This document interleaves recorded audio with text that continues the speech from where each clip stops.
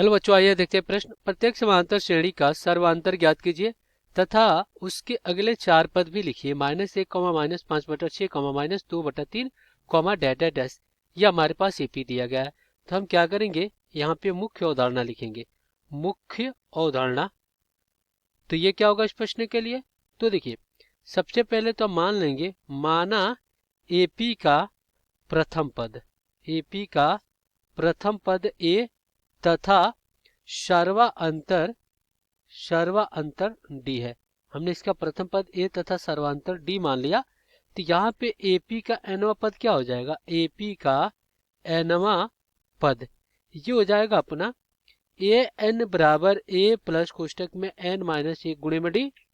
और डी आपका क्या होता है, ये होता है एपी के ए2 यानी द्वितीय पद माइनस प्रथम पद और बराबर ए3 माइनस तृतीय पद माइनस द्वितीय पद, तृतीय पद माइनस द्वितीय पद। ये आपका क्या होता है, सर्वांतर होता है। प्रत्येक अवस्था में सर्वांतर का मान समान आता है। तो चलिए यहाँ पे लिखते हैं हल। तो देखिए यहाँ पे हम क्या करेंगे, इस एपी को लिखेंगे। एपी ये क्या आपका -1, -5/6, -2/3, डैश डैश। अब इसका प्रथम पद ए कितना आ गया, -1। सर्वांतर डी क्या हो जाएगा, द्वितीय पद माइनस प्रथम पद, तो -5/6 और -1। तो यहाँ पे आपका क्या हो जाएगा, देखिए माइनस में गुणा होकर पड़ा 6×6, तो यहाँ से क्या होगा -5 + 6 और बटा में 6। तो यहाँ से जो हमें डी प्राप्त हो गया वो हो गया आपका 1/6। तो हमें डी मिल गया 1/6।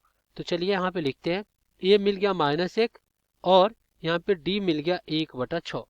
तो अब हमें क्या करना है, अगले चार पद ज्ञात करना है। तो चलिए यहाँ पे लिखते हैं, अगले चार पद मतलब A1 है, ये A2 है, ये A3 है, यानी पहला पद दूसरा तीसरा।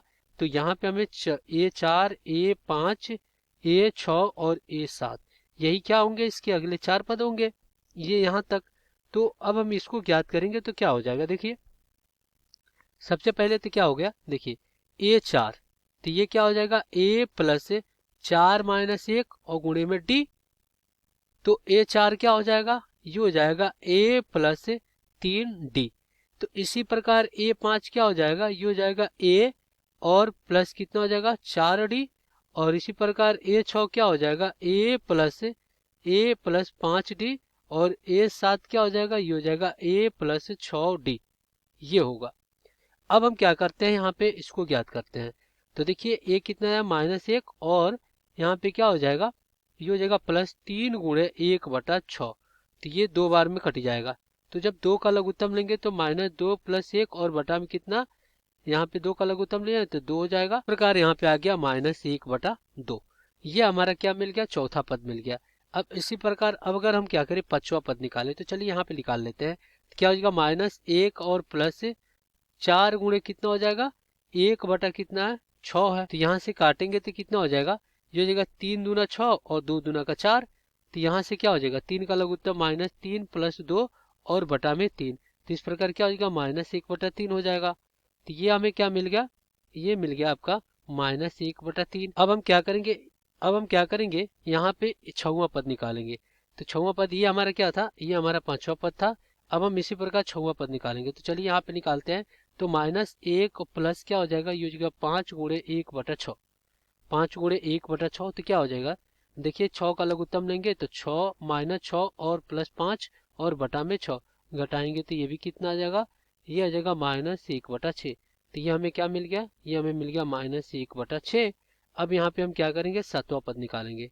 तो सातवां पद ये क्या हो जाएगा, A7 बराबर -1 और प्लस क्या हो जाएगा, ये हो जाएगा 6 गुणे में 1/6। तो ये देखिए 6 से 6 कट गया, तो ये आपका क्या आ गया, 0 आ गया। तो ये हमें क्या मिल गया, 0 मिल गया।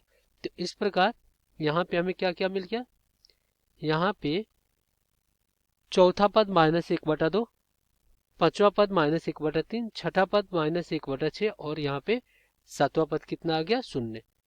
तो यही क्या हो जाएगा, आपका उत्तर हो जाएगा। आशा करते हैं बच्चों ये प्रश्न आपको समझ में आया होगा। धन्यवाद।